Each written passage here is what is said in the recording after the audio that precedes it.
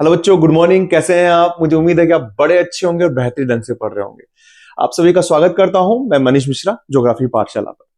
देखिए, अब तक हमने मैपिंग वर्क ऑलमोस्ट पूरा कर लिया है। कोई आपको बच रहा हो तो आप मुझे बताइएगा, मैं उसको कराऊंगा। कल वीडियो नहीं डालने का कारण ये रहा कि बेटा कल स्कूल में व्यस्त था। कल हमारे स्कूल में विदाई समारोह था, 12वीं क्लास विदा भी हुई थी, तो थोड़ा मूड भी सही नहीं था और थक भी गए थे, इसलिए मैं वीडियो नहीं बना पाया। आज मैं आपके लिए लेकर आया हूं कक्षा 12 के अंतर वाले प्रश्न, जो मैंने पहले भी किए थे। अंतर वाले कुछ डिफरेंट प्रश्न है।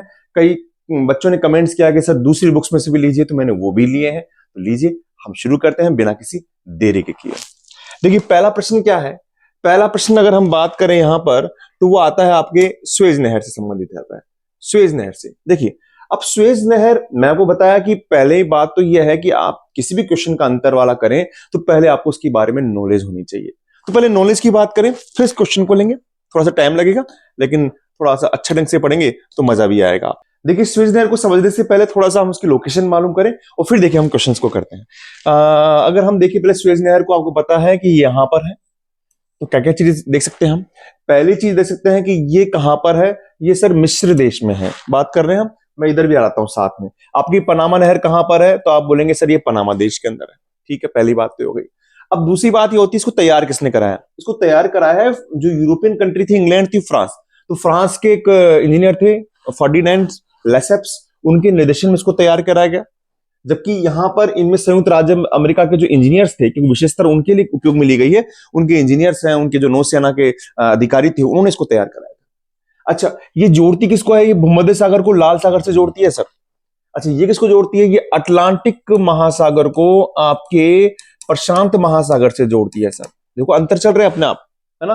अच्छा, और क्या कर सकते हैं सर? और इसमें हम ये कर सकते हैं कि यहां पर जो इसको बनाया गया था, इस नहर को 1869 में बनाया गया था, ये भी आप लिख लीजिएगा। और इस नहर को बनाया गया था 1914 के अंदर बनाया गया था, पनामा तथा कोलोन दोनों शहर के 8 किलोमीटर की परिधि की भूमि को लेकर। 1956 में इसका राष्ट्रीयकरण कर दिया गया, मिस्र को सौंप दिया गया। जबकि इसको सन 2000 के अंदर इसको संयुक्त राज्य अमेरिका ने पनामा देश को सौंप दिया गया। ठीक है।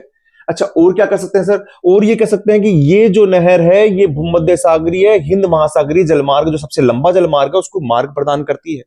जबकि ये जो नहर है, ये अटलांटिक महासागर से, यानी पूर्वी जो अमेरिका के पूर्वी तटीय क्षेत्रों को यहां से सुएज पनामा नहर से होते हुए पश्चिमी तटीय नगरों से जोड़ती है। और क्या कर सकते हैं इसमें? आप इसमें कर सकते हैं कि इंग्लैंड का लिवरपूल शहर है और जो आपका कोलंबो है, उसके बीच में 6400 किलोमीटर की दूरी को इसने यहां से कम कर दिया है। अब ये यहां से मार्क हो गया ना। यहां पर क्या कर सकते हैं कि न्यूयॉर्क और सैन फ्रांसिस्को के बीच में जो 13,000 किलोमीटर की दूरी है, उसको भी इसने कम कर दिया है, पनामा ने कर दिया है। तो बेटा ये अंतर आपको समझने आने चाहिए। ठीक है, तो इन अंतरों के साथ में काम करेंगे और फिर देखिए अब यहां पर आप क्या लिख सकते हैं। यहां पर अगर हम बात करें तो देखिए क्या लिखेंगे हम इसमें। देखिए पहले देखिए आप, पहला हम देखते हैं यहां पर लीजिए, सुएज नहर भूमध्य सागर को लाल सागर से जोड़ती है। बताया अभी मैंने आपको, सुएज नहर का आते आपका दिमाग अफ्रीका से ऊपर आना चाहिए। जबकि पनामा नहर अटलांटिक महासागर को प्रशांत महासागर से जोड़ती है। नेक्स्ट, सुएज नहर का निर्माण 1869 में हुआ था, फ्रांसीसी इंजीनियर फर्डिनेंड लेसेप्स के निर्देशन में किया गया था। जबकि पनामा नहर का निर्माण 1914 में हुआ था, अमेरिकी नौसेना व इंजीनियर के निर्देशन में किया गया था। ठीक है। मिस्र में 1956 में इस नहर का राष्ट्रीयकरण कर दिया गया, उसको अपने अधिकार में ले लिया गया। जबकि 85 वर्ष के शासन के बाद यूएसए ने सन 2000 में इसको पनामा को क्या कर दिया? पनामा देश को सौंप दिया। ठीक है, तो ये चीजें आपको समझ में आनी चाहिए। ये चीजें वही कर रहा हूं जो मैंने आपको वहां पर बताई थी। सुएज नहर ने मिस्र देश में किसको जोड़ती है? हाँ, ये नहीं बताया मैंने आपको। उत्तर में पोर्ट सईद व दक्षिण में पोर्ट सुएज को जोड़ती है। पोर्ट सईद व पोर्ट सुएज को जोड़ती है। जबकि पनामा नहर का निर्माण पनामा व कोलोन देश के 8 किलोमीटर क्षेत्र की परिधि में किया गया है। ठीक है, ये चीजें हैं आपके पास में। आगे आप देखेंगे इसमें सुएज नहर यूरोप को हिंद महासागर में नया जलमार्ग प्रदान करती है। जो आपके बताया मैंने आपको कि लिवरपूल से कोलंबो का रास्ता जो 6400 किलोमीटर था, उसको शॉर्ट रास्ता दिया है। कहां से? भूमध्य सागर से, लाल सागर से होता हुआ। जबकि पनामा नहर यूएसए के पूर्वी तटीय क्षेत्र, जो न्यूयॉर्क की बात कर रहे हैं, उसको पश्चिमी तटीय क्षेत्र यानी सैन फ्रांसिस्को की बात कर रहे हैं, जोड़कर एक नवीन मार्ग जल प्रदान करती है। मैं बता रहा हूं बेटा, ये चीजें किताब में नहीं लिखी होगी, लेकिन आपको अंतर अपने मन से बनाने हैं, गलत नहीं होंगे। आपको किसी पासबुक की भाषा को रटना नहीं है। मैं जो दिमाग में चल रहा है मैं वही बोल रहा हूं। अब देखो वापस यहां नीचे लिख दिया, स्वेज नहर के निर्माण के बाद लिवरपूल तथा कोलंबो के मध्य 6400 किलोमीटर दूरी कम हो गई है, जबकि यहां पर पनामा नहर से सर्वाधिक लाभ यूएसए को हुआ है, जहां पर न्यूयॉर्क व सैन फ्रांसिस्को के मध्य 13,000 लगभग 13,000 किलोमीटर की दूरी कम हो गई है। यहां पर यह विश्व के सबसे लंबे समुद्री मार्ग भूमध्य सागरीय हिंद महासागरीय को जोड़ने का काम करता है, जबकि यह नहर क्या करता है, यह मार्ग क्या करती है, यह आपके अटलांटिक जो तट है उनको सीधा एशिया व ऑस्ट्रेलिया से जोड़ने का नवीन मार्ग प्रदान करती है। कहां पर, अभी आपने देखा, यहां की बात कर रहा हूं मैं, ये देखिए मैं कहां की बात कर रहा हूं कि यहां पर देखिए यहां से जोड़ती है, और यहां से आने के बाद में ये मार्ग कहां जा रहा है, पीछे। तो ऑस्ट्रेलिया और दक्षिणी पूर्वी एशिया को ये जोड़ रही है। कौन जोड़ रही है, आपकी पनामा नहर जोड़ रही है। ये देखिए यूरोप को एक नवीन मार्ग प्रदान कर रही है, कहां से, एशिया में जाने का, जबकि ये कर रही है आपकी यूरोप ऑस्ट्रेलिया को जोड़ने का। तो चीजें वही है बेटा, आपको चीजें समझने आनी चाहिए, उसी हिसाब से अपन पॉइंट्स को लिखेंगे। हाँ, तो आगे देखिए कि यह नहर 162 किलोमीटर लंबी, 162 किलोमीटर क्या है, ये लंबी है, 162 किलोमीटर लंबी है, 60 मीटर चौड़ी है और 10 मीटर गहरी है, जबकि यह नहर 82 किलोमीटर लंबी, 90 मीटर चौड़ी व 12 मीटर गहरी है। इस नहर में कोई जल प्रबंधक नहीं है, कोई वाटर लॉक्स नहीं है, जब इसमें मुख्यतः 3 जल प्रबंधक है, गोटन जो अटलांटिक तट पर है, पेड्रोमिक्स जो पनामा देश के मध्य है, मीरालोक्स जो कहां पर, प्रशांत तट पर है।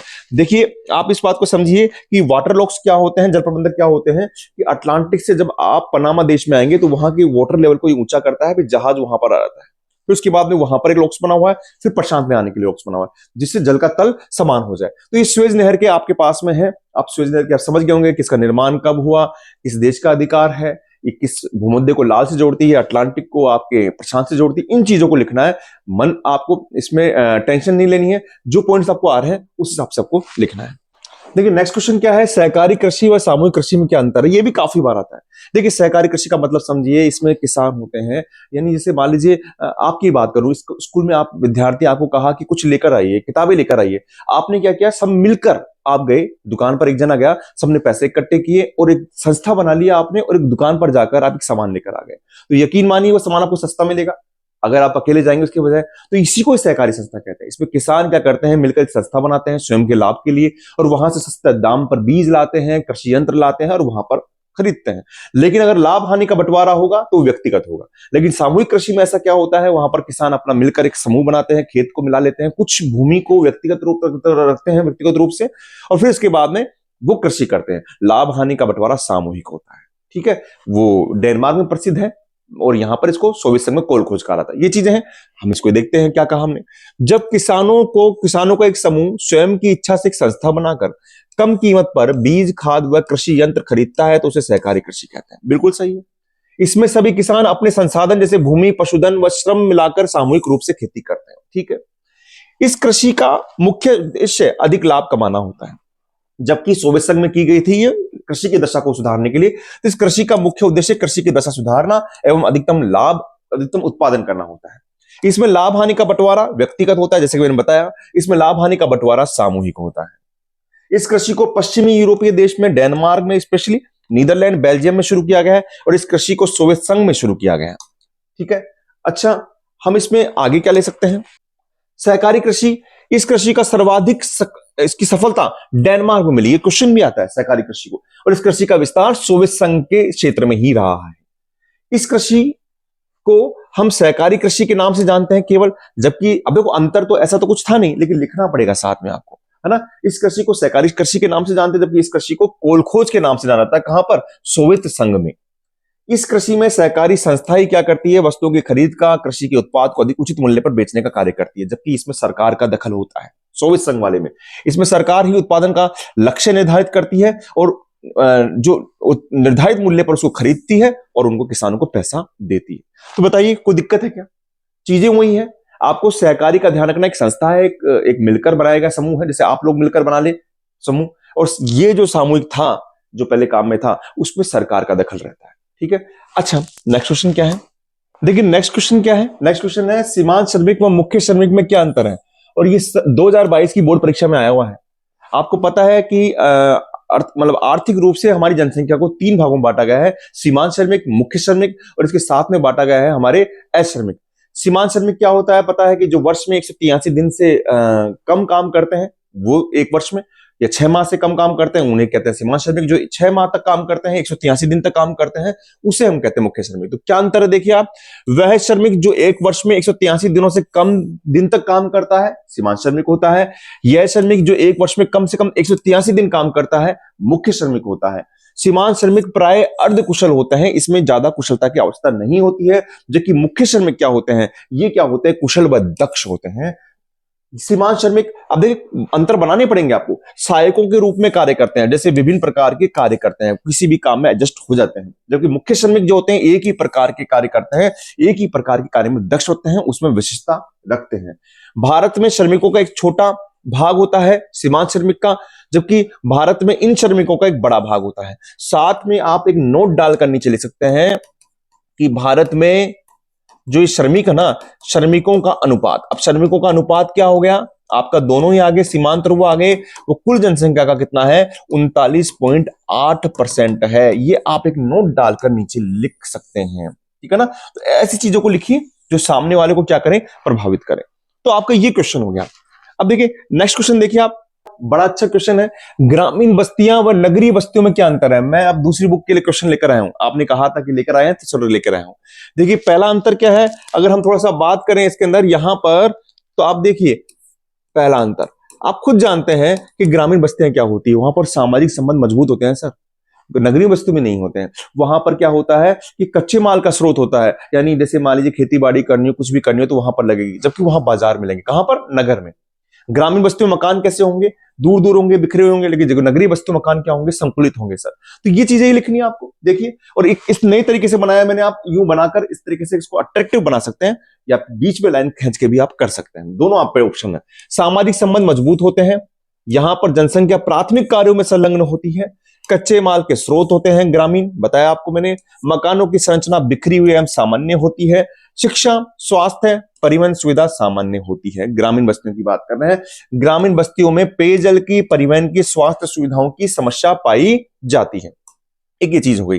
अच्छा आगे हम देखते हैं नगरीय बस्तियों में क्या है। नगरीय बस्तियों में देखिए कि सामाजिक संबंध यहाँ कमजोर होते हैं, वहां पर मजबूत होते हैं, यहाँ कमजोर होते हैं। यहाँ उत्पादों के लिए बाजार व भुगत उपलब्ध होते हैं, मतलब जो आप उत्पाद तैयार करेंगे ना, उनके लिए बाजार कहां मिलेगा, नगरीय बस्तियों में तो मिलेगा।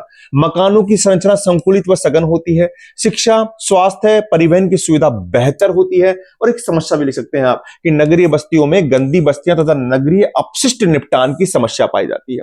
इसके अलावा आप और भी चीजें देखते हैं कि ग्रामीण जो क्षेत्र होते हैं वहां से लोग नगर, गांव से नगर की ओर प्रवास करते हैं प्रतिकर्ष कारणों के कारण, जबकि नगरीय बस्तियों में ले सकते हैं कि वह अपकर्ष कारणों के कारण लोग ग्रामीण से नगरों की ओर आकर्षित होते हैं। तो आप कई चीजें इसमें लिख सकते हैं।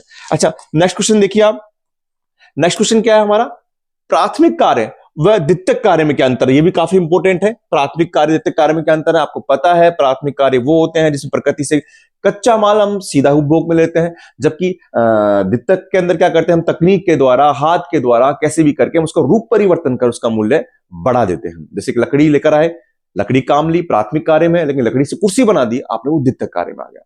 ठीक है, तो ये चीज आपके दिमाग में रहनी चाहिए। फिर हम शुरू करते हैं। ये आपको पास में नहीं मिलेगा बेटा, बिल्कुल मैंने इजी करके बताया। इस क्रियाकलाप का सीधा संबंध प्रकृति से होता है, जबकि इसका क्रियाकलाप का संबंध मशीनीकृत व तकनीक से आधारित होता है, तकनीक से होता है। इस क्रिया में प्रकृति से प्राप्त कच्चे माल को सीधा उपभोग में ले लिया जाता है। इस क्रिया में कच्चे माल को हाथ से या मशीनों से परिवर्तन कर उसका मूल्य बढ़ा दिया जाता है। इस क्रिया में यानी प्राथमिक क्रिया में अधिक पूंजी व तकनीक का निवेश नहीं होता है, ये अंडरस्टूड बात है, हमको पता है, इसलिए मैंने लिखा है इसमें। इस क्रिया में अधिक पूंजी व तकनीक का निवेश होता है। इस क्रियाकलाप में श्रम अर्धकुशल होता है, जिससे अधिक तकनीक ज्ञान की आवश्यकता नहीं होती है, इतनी कोई कुशल की आवश्यकता नहीं होती है। लेकिन इस क्रियाकलाप में श्रम कुशल होता है और जो मशीनों के द्वारा उत्पाद को परिष्कृत करता है, जिसको मशीन को चलाना आना चाहिए। ठीक है, अच्छा देखिए ये चीजें लिखी है ना बेटा, मैंने अलग से लिखी है, कहीं नहीं मिलेगी आपको। इस क्रिया में निम्न क्रियाकलाप शामिल किए जाते हैं कौन से? कृषि, मत्स्य पालन, पशुपालन, लकड़ी काटना और खनन। जबकि इस क्रिया में विनिर्माण, निर्माण और प्रसंस्करण को शामिल किया जाता है। विनिर्माण का अर्थ क्या होता है? हाथ से या मशीन से वस्तु का उत्पादन। निर्माण का मतलब होता है भवन व सड़क निर्माण। और प्रसंस्करण का मतलब होता है किसी उत्पाद को करने में या ली जाने वाली प्रोसेस यानी प्रक्रिया।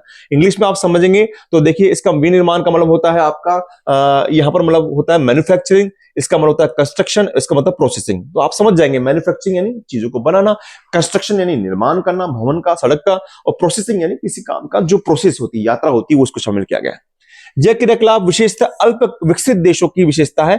अपवाद है कनाडा। कनाडा एकमात्र ऐसा देश है जो प्राथमिक कार्य पर निर्भर है, लकड़ी काटने पर, लेकिन विकसित देशों की श्रेणी में है। जबकि यह क्रियाकलाप विकासशील देशों की विशेषता है, क्योंकि यहां पर उनको अच्छा श्रम मिल जाता है, सस्ता श्रम मिल जाता है। इस व्यवसाय के कार्मिक रेड कॉलर श्रमिक कार्मिक कहलाते हैं। जैसे ये नंबर 5 हो गया, ये नंबर 6 हो गया, ये नंबर 7 हो गया, पॉइंट आप डाल लीजिएगा।